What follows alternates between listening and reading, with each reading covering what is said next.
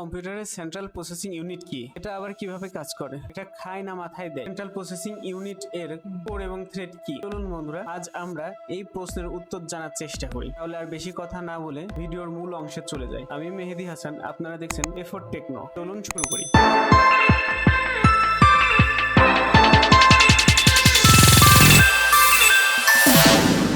Central processing unit, যাকে আমরা সবাই প্রসেসর বলে জেনে থাকি, মানুষের পুরো শরীর নিয়ন্ত্রণ করে, যেমন তার ব্রেন, ঠিক তেমন একটি কম্পিউটারের সমস্ত কাজ, কোন কাজটা কিভাবে করতে হবে, কোন কাজটা কোন উপায়ে সমাধান করতে হবে, আপনি কি ইনপুট দিচ্ছেন এবং এর আউটপুট কিভাবে দিতে হবে, এই সব কিছুই নিয়ন্ত্রণ করে একটি প্রসেসর।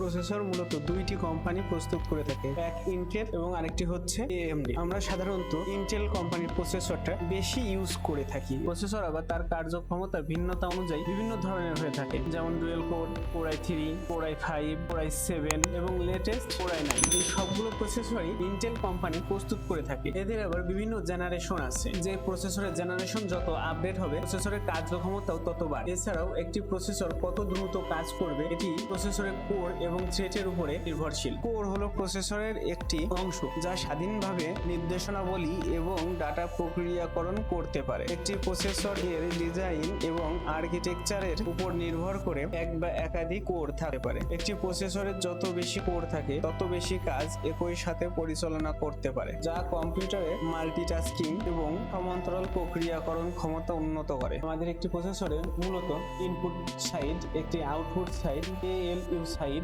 ALU সাইড বলতে অটোমেটিক লজিক সাইড, এরপর আছে CU, এটা এর মানে হচ্ছে কন্ট্রোল ইউনিট, এরপর আছে MU প্রসেসরের মেমোরি ইউনিট। এখন এটা আপনাদের সামনে শো করছে একটা সিঙ্গেল পিস প্রসেসর। একটা প্রসেসরের ভিতরে এই জিনিসগুলোই থাকে। আমরা প্রসেসর সাধারণত সিঙ্গেল কোর এবং মাল্টি কোর। যদি কোনো প্রসেসরে সিঙ্গেল কোর থাকে, অর্থাৎ এই একটি অংশ নিয়ে যে প্রসেসরটা তৈরি সেটা হচ্ছে সিঙ্গেল কোর, আর যখনই এই একটি অংশ একটা প্রসেসরের ভিতরে একাধিক থাকবে তখন সেটি মাল্টি কোর সিস্টেমে চলে যাবে। চলুন আমরা একটু হাতে কলমে বোঝার চেষ্টা করি। আমি এখানে সিম্পল একটি টেবিল নিই, আমরা 4x4 একটা টেবিল নিলাম। এই হয়ে গেল আমার সিঙ্গেল কোর একটি প্রসেসর। আগে আমাদের দেখা গেল একটা প্রসেসর তৈরি করতে প্রথম যে পিসিটা ছিল ওর প্রসেসর কিন্তু অনেক বড়। এখন আমার যেহেতু প্রযুক্তি উন্নত হয়েছে এবং অল্প জায়গায় অনেক কাজ করতে পারি, এখন বর্তমান 8 ন্যানোমিটার, 11 ন্যানোমিটার, 12 ন্যানোমিটারের প্রসেসর তৈরি হচ্ছে।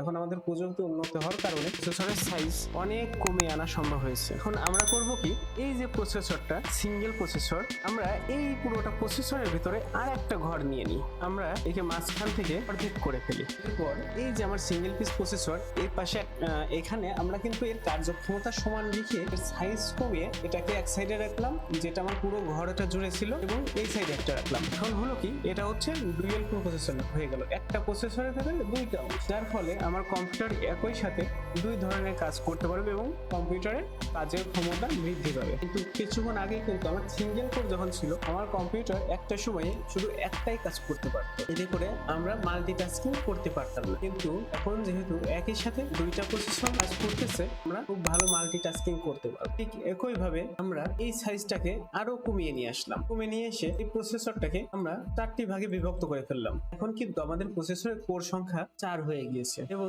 একই সময় একই সাথে আমার কম্পিউটারটি 4 ধরনের কাজ করতে পারবে। আমি এই কোরটা দিয়ে গান শোনার কাজ চলছে, এখানে আমি গেম খেলছি, এখানে আমি ইন্টারনেট ব্রাউজ করছি। এই 3টা কাজ করার পরেও আমার কিন্তু একটা কোর এখনো বেরিয়ে পড়ে আছে এবং তাকে আমি আরো একটা কাজ করতে দিতে পারবো। এখন এটা গেল আমাদের কোরের বিষয়। এখানে আমার যত কোর বেশি হবে, মানে আমার একটা করে একটা সিপিইউর অংশ কাটতেই থাকবে, এতে করে আমাদের কাজ করা আরো সুবিধা হবে। এবার আমরা থ্রেড এই বিষয়টা বলছি। থ্রেড হলো নির্দেশনাবলীর একটি ক্রম যা একটি কোর দ্বারা কার্যকর করা যেতে পারে। একটি কোরের নকশা এবং স্থাপত্যের উপর নির্ভর করে এক বা একাধিক থ্রেড থাকতে পারে। একটি কোরে যত বেশি থ্রেড রয়েছে তত বেশি নির্দেশনা একই সাথে কার্যকর করতে পারে, যা কোরের দক্ষতা এবং ক্ষমতা উন্নত করে। থ্রেড কোরের কোনো আলাদা অংশ নয়, এটা প্রত্যেকটা সিপিইউর একটি নিজস্ব প্রোগ্রাম দিয়ে বোঝানো হয়। এখানে কোর তার নিজস্ব বুদ্ধিমত্তা কাজে লাগিয়ে একটি আলাদা অংশ তৈরি করে। দেখা গেলো এমন একটি কাজ যে কাজটা অনেক ভারী এবং কষ্ট সাপেক্ষ,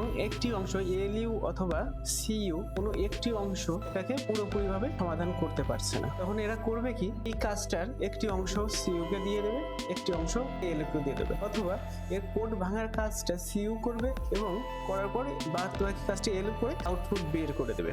এতে হয় কি, এদের নিজস্ব কাজ করার ক্ষমতা বৃদ্ধি পায় এবং দ্রুত কাজটি এরা সমাধান করতে পারে। এখন অনেক প্রসেসর আছে সিঙ্গেল কোর সিঙ্গেল থ্রেড, দেখা গেলো একটি করে মাত্র একটি থ্রেড, এই পুরোটা হচ্ছে একটি থ্রেড। আবার কিছু করে দেখা গেল সিঙ্গেল কোর মাল্টি থ্রেড, অর্থাৎ এই প্রসেসরের সিপিইউর এই অংশে এক ধরনের কাজ হবে এবং এই অংশে এক ধরনের কাজ। এটা প্রসেসর নিজস্ব ম্যানেজমেন্ট সিস্টেমে তৈরি করা থাকে। থ্রেড শুধু এই প্রসেসরের কার্যক্ষমতাকে সামান্য একটু বাড়াতে সাহায্য করে অথবা একটু হিসাব করতে সাহায্য করে। ধরুন একটি পানি ভরা বালতি আপনি এক হাত দিয়ে উঁচু করে নিয়ে আর এক স্থানে যেতে পারছেন, কিন্তু এই একই কাজ মাত্র শরীরের শক্তি প্রয়োজন হচ্ছে। আপনি করলেন কি, আপনার ডান হাতের জায়গায় বাম হাতটাও সাথে একটু বালতিটা উঁচু করে ধরলেন, এতে করে দেখা যাবে কি আপনার বালতিটা উঁচু করতে একটু সহজ হচ্ছে এবং বালতিটা এখন অনেকটাই হালকা। ঠিক একই কাজ থ্রেড করে। আশা করি বন্ধুরা কোর এবং থ্রেড সম্বন্ধে খুব ভালোভাবে বোঝাতে না পারলেও যতটুকু বোঝাতে পেরেছি, এতে করে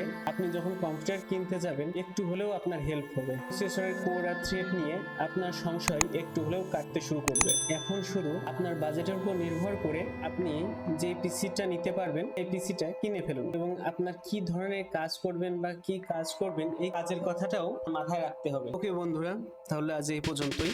আমার ভিডিওটা দেখে যদি আপনি সামান্য পরিমাণে উপকৃত হন তাহলে আমি সার্থক হব। তবে যাওয়ার আগে অবশ্যই চ্যানেলে একটা সাবস্ক্রাইব করে যাবেন এবং ভিডিওতে একটা লাইক দিবেন। Good bye.